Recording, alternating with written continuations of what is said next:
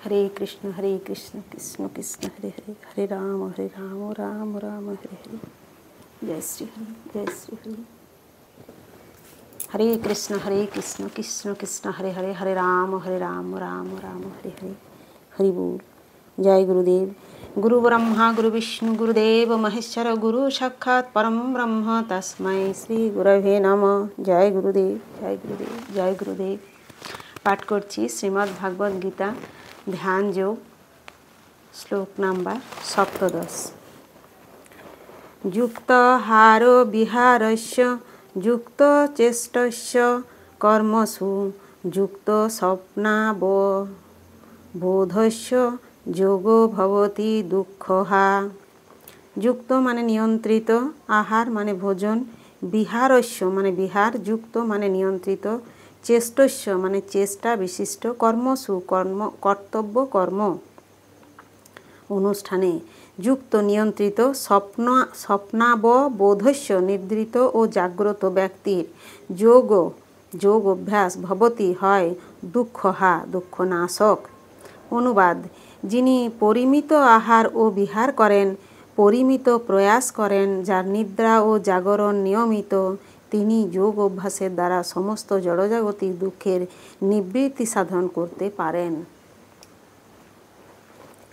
তাৎপর্য: আহার ও নিদ্রা, ভয় ও মৈথুন এগুলি দেহের প্রবৃত্তি।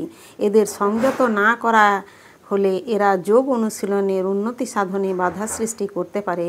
ভগবানকে নিবেদিত প্রসাদ গ্রহণ করার মাধ্যমে আহারের প্রবৃত্তিকে সংযত করা যায়। ভগবদ্গীতা অনুসারে ভগবান শ্রীকৃষ্ণকে অন্ন, শাক সবজি, ফল ফুল, দুধ ইত্যাদি নিবেদন করা যায়। এইভাবে কৃষ্ণ ভাবনাময় ভক্ত মানুষের অযোগ্য অর্থাৎ সত্ত্বগুণের শ্রেণীভুক্ত নয় এমন খাদ্য বর্জন করার শিক্ষা লাভ করেন।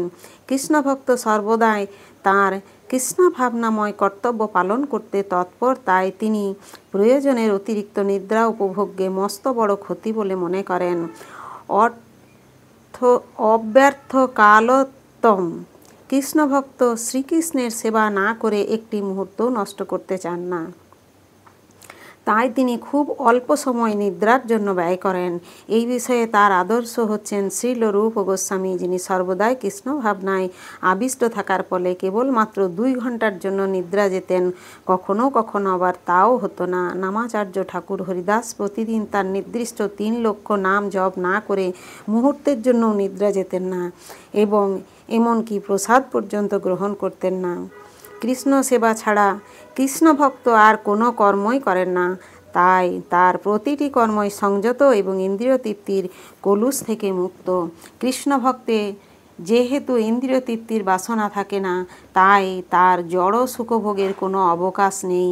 যেহেতু তার কর্ম, বাক্য, নিদ্রা, জাগরণ এবং সব রকমের দৈহিক কার্যকলাপ সুনিয়ন্ত্রিত, তাই তিনি কখনোই জড়জাগতিক ক্লেশ ভোগ করেন না। হরে কৃষ্ণ কৃষ্ণ কৃষ্ণ হরে হরে, হরে রাম রাম রাম হরে। জয় গুরুদেব, জয় গুরুদেব, জয় গুরুদেব।